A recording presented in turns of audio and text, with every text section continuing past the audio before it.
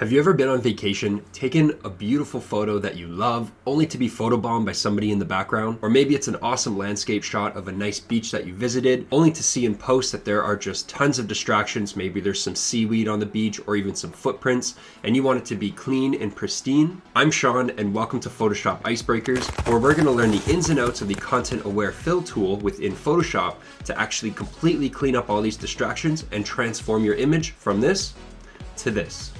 Okay, here we are in Photoshop. We're gonna jump right into this because I want this video to be a digestible length for everyone watching. We've got this beautiful shot of a beach in Australia, and as you can see, there's tons of seaweed everywhere, and we wanna remove that. So first we're gonna go up to our selection method of choice. You can use anything. For this video, we're gonna use the polygon lasso tool.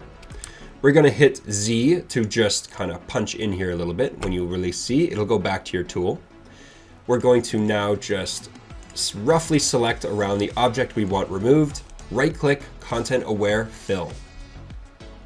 It's going to open a dialog box on the right side for you, as well as a sample of what your photo is going to look like.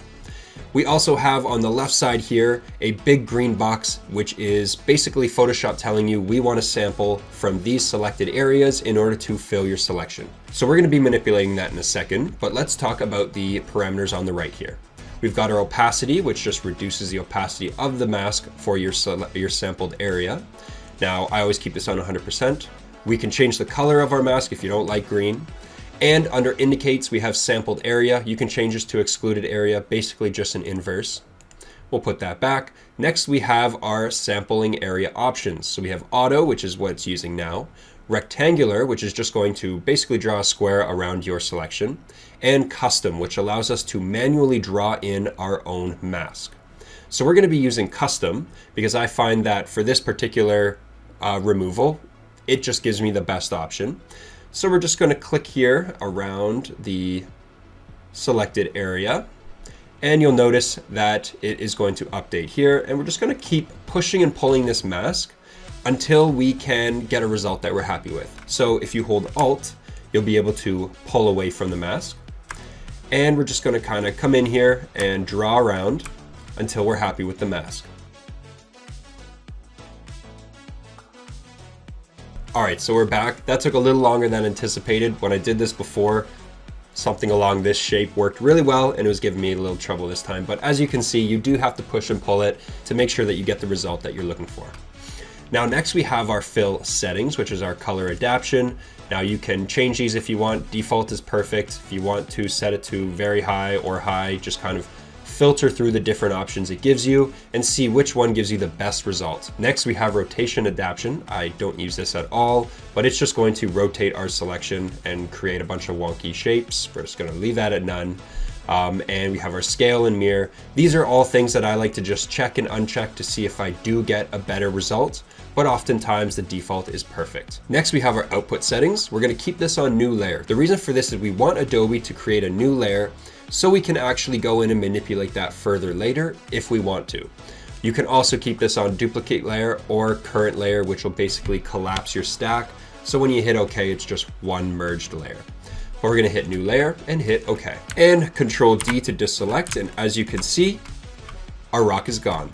So we're just going to be repeating this step throughout the rest of our image, just to kind of clean up the rest of this seaweed.